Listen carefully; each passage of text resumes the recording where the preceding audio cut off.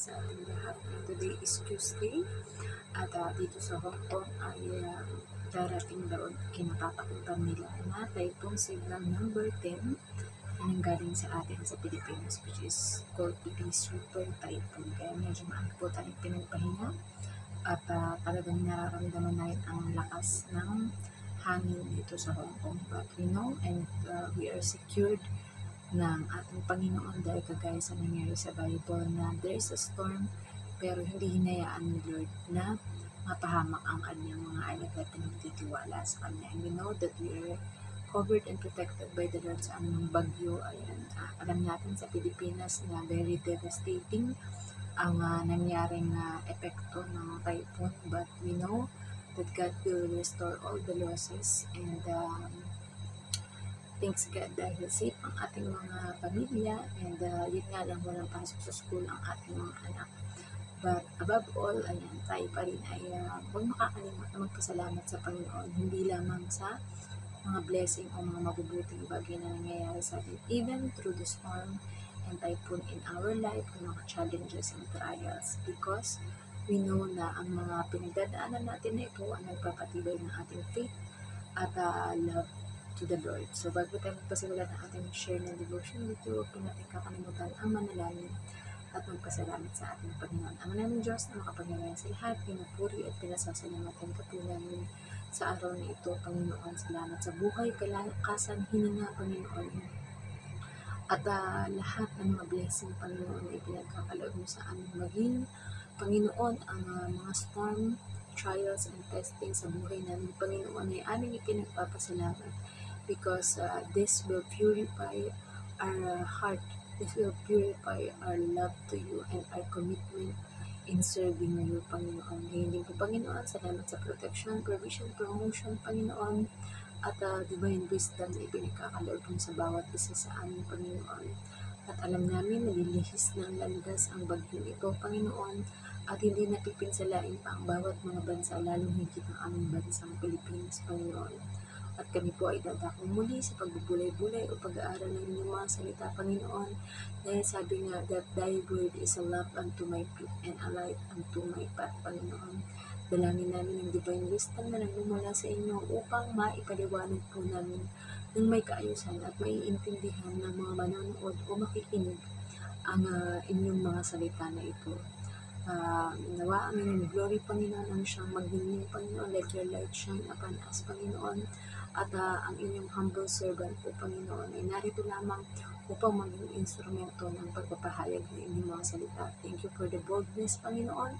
And we are not afraid and we are not ashamed of sharing your gospel, Panginoon, sapagkat alam namin na ito ang good news na dapat marinig ng lahat ng mga tao, Panginoon, upang sila ay makakilala at tumanggap sa inyong bugtong na anak na si Jesus. Kaya din po, Panginoon, nagpapasalamat kami sa Panginoong Jesus dahil sa pag-alay niya ng kanyang buhay, Panginoon, bilang katubusan ng aming mga kasalanan, Panginoon. And alam namin, Panginoon, na ito ang nag-purify sa amin, Panginoon, nag-cleanse sa amin, Panginoon, upang muling makabalik at ma-restore, Panginoon, ang magandang ugnayan at relationship sa inyo, our Abba Father, Panginoon. Ganyan din po, we pray at nagpapasalamat din kami sa banal na Espiritu o Holy Spirit, Panginoon, na siyang lumulukop sa amin, Panginoon, nagpo-convict sa amin whenever we make something, Panginoon, na hindi ayon sa inyong kalooban, Panginoon, at ang nag-i-implant sa aming isip, Panginoon, na mabubuting mga katangian, pag-uugali, Panginoon, asal, Panginoon, o mga sasabihin o i-action, Panginoon. Maraming salamat po, Panginoon, kung may mga nakalimutan man kami idalangin, Panginoon. We know that we lifted it all up to you, Panginoon, and let your will be done to happen in our life, Panginoon. Muli, binabalik po namin ang lahat ng papuri at pasasalamat sa tanging pangalan ng bugtong na anak na si Jesus. Amen. Ayan, so narito na tayo sa Lucas 23:4. Ito ang nakasulat. Sinabi ni Pilato sa mga punong pari at sa mga tao, wala akong makitang kasalanan sa taong ito. Message, at may sinabi daw si Pilato sa mga punong pari at sa mga tao na wala daw siyang makitang kasalanan kay Jesus. Application, tunay naman ang sinabi ni Pilato dito na wala siyang makitang kasalanan kay Jesus. Maaaring kilala, naririnig o nababalitaan na niya ang mga ginawang himala o pagtuturo ni Jesus. At para sa kanya ay walang masama dito kung hindi naman ito nakakaapekto sa kanyang posisyon sa lipunan. Subalit alam naman natin ang mga galit na galit o talagang may nais na maparusahan ang Panginoon ay ang mga relihiyoso dahil natatamaan ang pwesto nila. Gaya sa nangyayari sa gobyerno natin ngayon. Kapag kinalaban mo ang mga kurakot na nakaupo sa pwesto, maaari ka nilang ipapatay o damay ang mga kakilala o pamilya mo. Kaya magtatahimik o magtatago ka na lang para humaba pa ang buhay mo. Kaya paano uunlad ang ating bansa kung hahayaan na lang nating namamayagpag ang mga buhaya sa gobyerno na imbes na para sa ikagaganda ng ating bansa ay kinakamkam nila para sa pansariling pakinabang. So, purihin ang pagkabasa na mabuting balita ng ating Panginoon. Diba? Kung titingnan siguro natin or i-analyze natin, parang wala namang masamang ginawa si Pilato, diba? Sinabi niya pa nga, kumbaga parang ibinagtanggol pa niya ang ating Panginoong Yesus na wala daw siyang nakikitang kasalanan dito, diba? Pero nasabi lang niya yun dahil yun nga, unang factor siguro dahil alam niya at nakikita niya siguro o nababalitaan niya o naririnig sa may mga nagbabalita sa kanya kung ano yung ginagawa ng ating Panginoong Hesus, di ba? At para sa kanya, dahil hindi naman yun nakaka-apekto sa pwesto niya, bilang namumuno sa kanilang bayan o bansa, ay okay lang, di ba? Kumbaga, walang effect sa kanya. Pero, alam naman natin kung sino nga talaga ang mga nagsakdal sa ating Panginoon. Yun ay ang mga relihiyoso, which is ang mga punong pari, dahil hindi na nila pwedeng lokohin ang mga tao at papaniwalain sa napakaraming misbots o mga additional na utos or kautusan, which is alam naman natin that during the time of Moses, ang binigay lamang ng ating Diyos Ama na commandments ay 10. Pero syempre, dinagdagan ng maliliit na mga kautusan ng mga pariseo or mga may kaalaman o nag-aral tungkol sa kautusan, which is yun na nga, merong maliliit na yung tungkol sa bawal kang umupo sa inupuan ng isang babaeng dinudugo o dumadaan sa buwan ng dalaw dahil mako-considered ka as madumi, diba? Which is, kumbaga kung iisipin mo, parang it's all about sa hygiene. Pero, hindi naman nagiging madumi ang isang tao dahil lamang sa naupo siya sa upuan na inupuan ng babaeng may regla. Dahil alam naman natin na at napag-aaralan na natin ngayon na kailangan talagang every month ay mailabas ng isang babae ang kanyang buwanang dalaw. Subalit dahil kulang pa sila sa kaalaman during that time at hindi pa sila nakakapag-analyze kung anong klaseng mga sakit, anong klaseng mga hormonal imbalance or mga natural cycle ng katawan ng tao, ay ganun yung ginawa nila. Ginawa nila ng batas na hindi mo pwedeng upuan at napakarami pang iba, tungkol sa pagkain, tungkol sa pananamit, tungkol sa buhok, diba? Kaya kung iisipin mo, mako-confuse ang mga tao, ano ba ang dapat naming sundin, diba? Which is, ang ating Panginoon mismo sa pagdating niya at sa pagtuturo niya, dalawa lang ang pinaka in-emphasize niya na kautusan is, it is love the Lord our God with all our heart, with all our soul, and with all our might, and love your neighbor as you love yourself. Yun lang, yung dalawang yun lang, which is binubuo siya ng tungkol sa love or sa pag-ibig o sa pagmamahal, diba? And yun, natalakay na rin natin dito at nabanggit yung tungkol sa alam naman natin na nababalitaan natin at nakikita natin halos minsan nga parang ayaw mo nang tumingin o makibalita tungkol sa ating bansang Pilipinas dahil kagaya yan, dumadanas ng mga bagyo at napakaraming typhoon ng ating bansa, which is sa DPWH o tungkol sa Public Works and Highways o tungkol sa flood control na yan ang nangyayaring topic na kung saan nasasayang lamang ang limpak-limpak na salapi na ibinabayad ng ating mga kapwa mamamayan at napupunta lamang sa kamay ng mga buwaya o ng mga opisyal ng ating bansa na gahaman sa salapi at sa kapangyarihan. And which is we are all need to be united in prayer na nawa ang paupuin ng ating Panginoong Diyos ay ang tao, presidente at mga senado at kahit mga hanggang sa pinakamabababang katungkulan sa ating bayan o sa ating bansa na mga taong may matinding takot sa Diyos at nais na magkaroon ng mga Bible study, nais na magkaroon ng discipleship at talagang um, yung lahat ng kanyang mga gagawin o kanilang mga gagawin o desisyon ay nakasandig sa kalooban ng ating Panginoon Diyos. I think during the time kapag mangyari yun, ay uunlad talaga ang ating bansa dahil napakayaman ng ating bansa sa likas na yaman at napakasisipag ng mga Pilipino. Tayo ang mga magiging patunay dahil napakaraming mga Pilipino ang OFW sa iba't ibang mga bansa, and we know na darating ang panahon na hindi na kailangan maghiwa-hiwalay pa ng bawat pamilya na mapalayo sa bawat isa dahil sapat na at higit pa ang kinikita natin sa Pilipinas, which is we know that in God's perfect time it will all happen, it will be in Jesus name.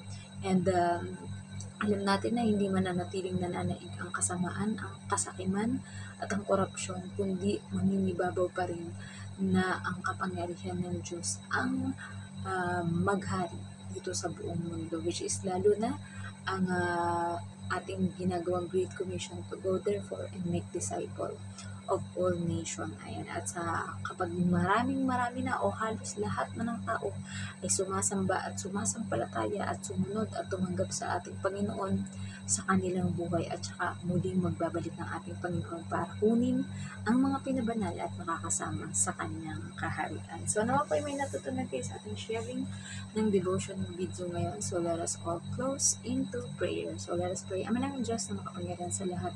Uli, maraming salamat po sa inyong mayaman at napakabuting mga salita, Panginoon, na siyang nagbigay aral sa amin ngayong gabing ito, Panginoon. We know, Lord God, na ang nais niyo lamang, Panginoon, ay kapayapaan at kaayusan sa bawat mga bansa, Panginoon. At kung paano maunlad, Panginoon, ang bansang ito na Hong Kong, Panginoon. We pray, Lord God, that you will give it and grant it also to the Philippines, Panginoon. Tatanggalin niyo po ang lahat ng mga gahaman at korap, Panginoon. Bagkus, Panginoon, ipapalitan ninyo ito ng mga taong may matinding takot at relasyon sa inyo, Panginoon, upang ang lahat ng kanilang gagawin, Panginoon, ay para sa inyong kaluguran, Panginoon. We also pray, Lord God, sa lahat ng mga dumadanas ng mga pinansyal na mga problema, Panginoon, ito man ay sa utang, trabaho, negosyo, Panginoon, o ito man ay may mga nanloko sa kanila, Panginoon, o sa amin, Panginoon. Alam po namin, Panginoon, that you are a just God, Panginoon. Kayo ay tunay at tapat sa inyong mga pangako, Panginoon, na kung sino ang mga nagtitiwala at mas lalong pinatitibay ang relasyon sa inyo, Panginoon, kailanman ay you will never leave us nor forsake us, Panginoon. And we know that you are the God who provide, you are the God who can restore, Panginoon, everything that have lost into your servant, Panginoon. Ganyan po, Panginoon, dinadalangin din namin ang lahat na may mga sakit at karamdaman, Panginoon, na ang healing, Panginoon, ay gagawad ninyo sa bawat isa, Panginoon. Ito man sa physical, emotional, spiritual, Panginoon, at lahat ng aspeto ng buhay na mayroong karamdaman, Panginoon, ay kayang-kaya ninyong pagalingin, Panginoon. At kung ang magiging sagot o solusyon, Panginoon, ay ang mawala ito sa mundong ito, Panginoon, at makapagpahinga na eternally sa inyong kaharian, Panginoon, ay matanggap nawa at i-comfort niyo po ang bawat pamilya na may iiwan ang mga mahal sa buhay nila, Panginoon. We also pray, Lord God, para po sa lahat ng mga pastors, priests, evangelists, workers, Panginoon, teachers, missionaries, Panginoon, at lahat ng mga members, Panginoon, ng mga body of Christ, of churches, Panginoon, iba't ibang denomination, iba't ibang name man, Panginoon, but as long as we believe in one true God, Panginoon, at kayo lamang po yun, our Abba Father, Panginoon, ay sama-sama at nagkakaisa kami na nananalangin at inilalapit sa inyo, Panginoon, ang kaayusan ng buong mundo, Panginoon. Alam po namin na dadanas ang buong mundo, Panginoon, ng matinding pagdurusa, Panginoon. Ngunit inalis niyo na kaming mga nagtitiwala at nagmahal at sumunod sa inyo, Panginoon, sa oras na mangyari ang rapture at matinding kaguluhan at paghahari lalo ng kasamaan dito sa mundo, Panginoon. Alam po namin na bilang isang mabuting magulang ay hangad nyo ang ikabubuti ng inyong mga anak, Panginoon. We also pray, Lord God, para sa bansang Pilipinas, Panginoon, that you will be the one who will restore it, bring its glory, Panginoon, at mapatunayan, Panginoon, that Philippines is the only Christian nation, Panginoon, na mas lalong tataas pa, Panginoon, ang Kristyanismo, Panginoon, mas marami pa ang tatanggap sa inyong bugtong na anak, Panginoon, bilang Diyos at tagapagligtas ng kanilang buhay, Panginoon, at hindi mahihiya o matatakot ang kahit na sino, Panginoon, na ipahayag ang inyong kabutihan, ang inyong mabuting balita sa lahat ng lugar at sa lahat ng dako, Panginoon. We also pray, Lord God, para sa bansa ito ng Hong Kong, Panginoon, sa aming mga amo na nagpo-provide, Panginoon, upang kami may mga sweldohin at may maipadala para sa aming mga mahal sa buhay sa Pilipinas, Panginoon. I-bless niyo po sila abundantly, Panginoon. Give them good health, long life, Panginoon. At nawa ay maging harmonious, Panginoon, ang pagsasama ng bawat isa sa amin, Panginoon. We know that we are held in your hand, Panginoon. At lahat ng bagay, Panginoon, ay wala kaming maaaring ilihim o isikreto sa inyo, Panginoon. Dahil lahat ng ito ay alam na alam niyo, Panginoon. We also pray, Lord God, para po sa inyong chosen nation, ang Israel, Panginoon, ang mga Hudyo, Panginoon, ay tatalikuran ng pagiging Hudyo, Panginoon, bagko sila ay magiging follower ninyo, Panginoon. Dahil alam po namin that you love Israel, Panginoon, kaya doon niyo po ipinadala ang inyong bugtong na anak, Panginoon, upang maghari, Panginoon, sa mga hindi tumatanggap at hindi kumikilala sa inyong bugtong na anak na si Jesus, Panginoon. And we know and we pray that there will be a revival, Panginoon, in everyone's heart and everyone's life, Panginoon. There will be salvation for everyone, Panginoon. Kahit iba't ibang mga lahi man yan, Panginoon, ay pagbubuklodin niyo po kami ng iisang pag-ibig. At yun ay ang pag-ibig na nagmumula sa inyo, that is eternal, that is everlasting, Panginoon. At hinahangad niyo lamang po, Panginoon, na kaming lahat ay mapabuti at makasama ninyo sa inyong kaharian. Ano pa man po ang aming mga nakalimutan include sa aming prayer, Panginoon, alam namin, Panginoon, that it was heard by you, Panginoon, at kayo na po ang bahala, Panginoon, kung ito ay inyong kung ito ay inyong tutuparin at mangyari sa buhay namin in your perfect will, Panginoon. Muli, ibinabalik namin ang lahat ng papuri at pasasalamat sa tamang pangalan ng butong na anak na si Jesus. Amen. Good night po sa ating lahat and God bless. Bye-bye.